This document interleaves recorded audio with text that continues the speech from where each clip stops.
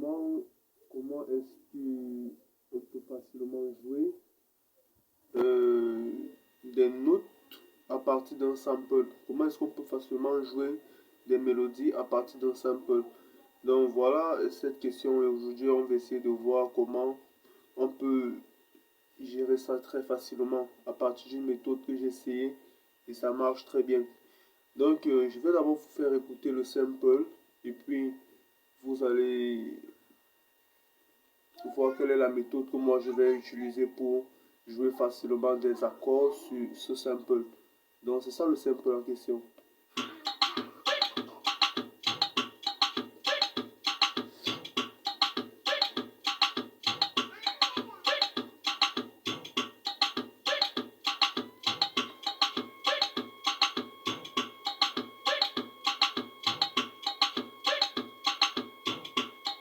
Ok, voilà en question le sample. C'est un sample, je vais préciser, hein, ça vient du site Looperman pour des beatmakers.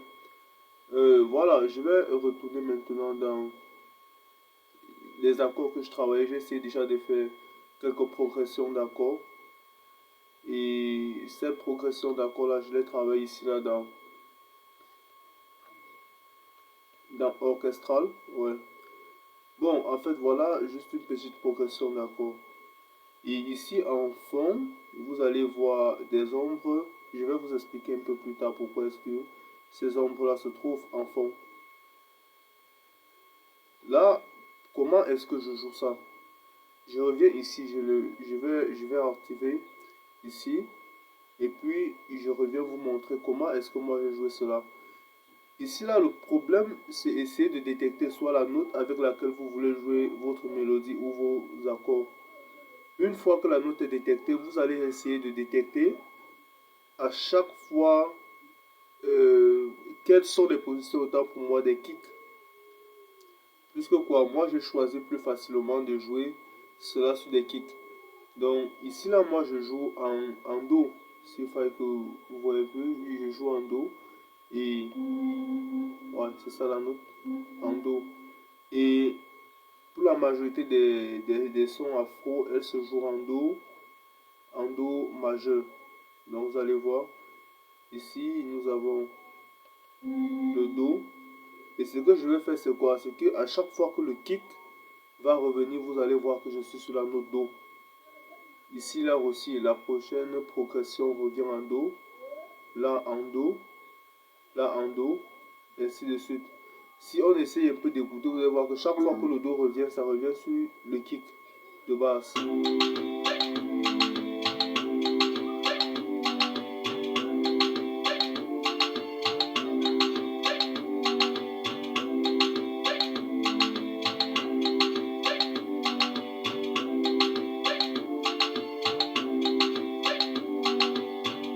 Ok, c'est un peu ça de quoi il est question. Maintenant, pour les ombres en fond, une fois que vous avez détecté que vous allez jouer peut-être votre mélodie en Do, là c'est sont des préliminaires en fait. Vous revenez ici dans vos plages de channel. Vous voyez, moi j'ai choisi simple. Donc vous faites un clic et vous allez sur Insert. Insert, vous prenez Sample. Et c'est ce qui est fait. Ok.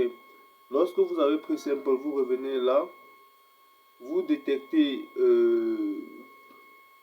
là nous sommes en Do. Et vous allez ici, dans le channel des notes, vous faites un clic et vous prenez ici majeur. Ok. Une fois que vous avez choisi majeur, vous allez voir que vous allez cliquer, chaque fois que vous allez cliquer sur les notes, peut-être de Do majeur, tous les accords de Do majeur vont afficher. Je prends un exemple. Si je viens là, je fais ce clic et je viens à majeur, vous allez voir que une fois que je clique ici sur majeur, voilà ces progressions de notes qui affichent. Voilà l'ensemble des notes, des accords en fait, de la note majeure qui affiche. Donc c'est ça le petit secret. Et une fois que vous avez, vous pouvez le placer sur toutes les notes de Do majeur, vous allez voir là, à partir de Do majeur, vous avez l'ensemble de ces accords. Ici, vous avez les accords et ainsi de suite. Donc, ça vous permet de jouer sur les aigus comme sur les graves. Et vous pouvez facilement retrouver vos mélodies. Ok, c'est un peu ça le secret qu'il y avait, que plusieurs personnes, plusieurs beatmakers à la base ne maîtrisent pas. Et c'est un gros problème. Ça fait qu'on joue ça fait qu'on joue des mélodies avec des fausses notes. Et c'est un gros problème. Puisque là, le son n'aura pas vraiment de sens pour un professionnel. Lorsque le professionnel va écouter peut-être votre mélodie, va sentir qu'il y a un manquement à l'intérieur. C'est ça le problème. Ok. Une fois qu'ici vous jouez, vous voyez, là je vais mieux l'expliquer dans un prochain tutoriel. Plus qu'ici, vous voyez que moi je joue au décalage d'une note. Là j'ai mon Do. Je saute une note, je place une note, je saute la prochaine note, je place l'autre. Donc, l'ombre en fond vous permet juste de mieux jouer sans toutefois faire des mauvaises notes ou des mauvaises progressions. Bon, s'il faut qu'on entre un peu en détail aussi, je vais revenir.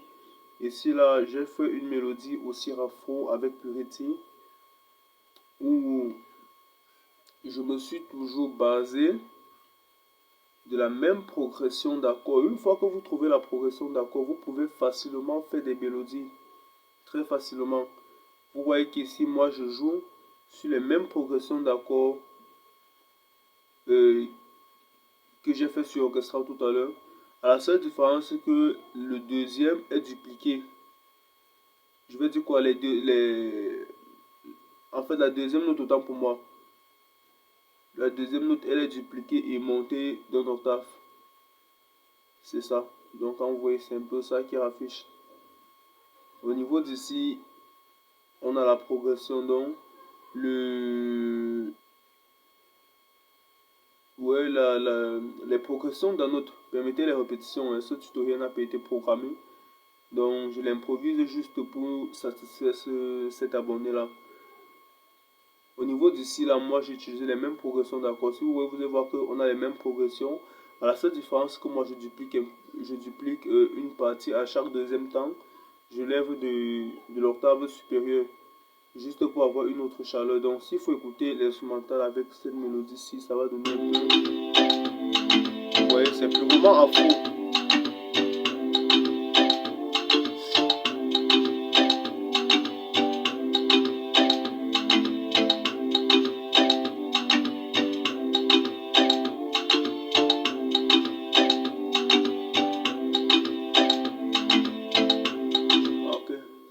C'est de ça qu'il est question. Lorsque vous avez détecté votre note et vos gars, vous pouvez jouer autant de trucs à la fois. Donc, ici là, j'ai essayé de faire une basse. Pour la basse, toujours afro, j'ai joué la basse dans Purity. Vous allez voir que au niveau de la basse, vous pouvez me reproduire cet instrumental et c'est très facile. Au niveau de la basse, j'ai pris les accords de base toujours qu'on a joué dans Orchestral et puis j'ai collé dans la basse de Purity. Et en haut maintenant j'ai joué une petite variance. Donc si on doit écouter l'instrumental avec la basse, ça nous donne un truc du genre.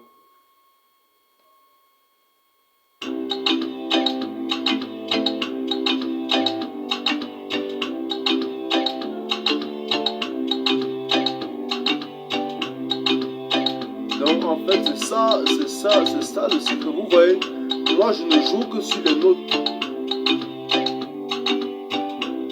Moi je ne joue que sur des notes je vais dire quoi, en fond. Donc ça me permet de jouer.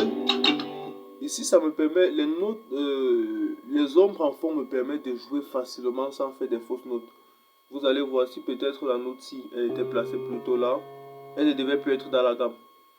Et ça devait être un problème. Donc vous pouvez utiliser l'ombre en fond pour jouer tout genre de mélodie que vous voulez, mais que ça soit sur des notes correspondant à celles qui sont sur des ombres. Donc, qui représentent des ombres. Donc, c'est ça le secret. Vous voyez, on peut jouer à partir de mini design. Un violon, bon, il est bien vrai, ce violon est inachevé, mais vous pouvez écouter. Vous pouvez voir que ce violon est aussi joué sur les notes toujours qui portent des ombres. Vous voyez, donc ça vous permet d'éviter des fausses notes.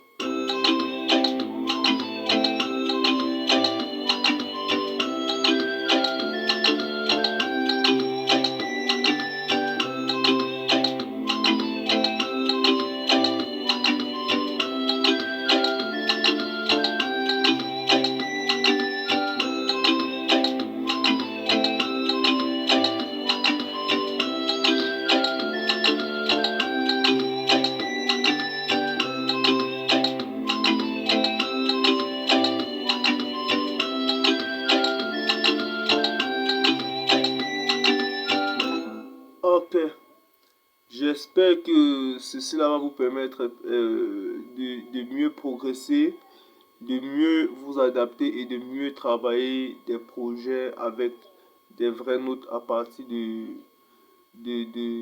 cette petite démonstration.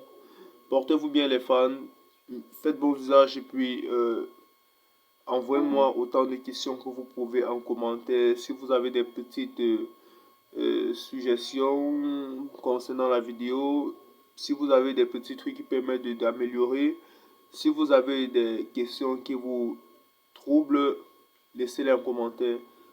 Je vais tout améliorer, je vais faire l'effort de mieux vous satisfaire. Et si vous qui faites cet instrumental, je ne sais si c'est un artiste ou un freestyle, tout ça, dites-moi juste, je vais l'achever pour vous et vous allez poser votre produit dessus. C'était John Ruiz derrière cette capture d'écran. Portez-vous bien la famille, prenez soin de vous. May God bless your project. Next time, que les choses coulent comme d'hab. Alors, John Ruiz officiel vous passe dans GSK Records.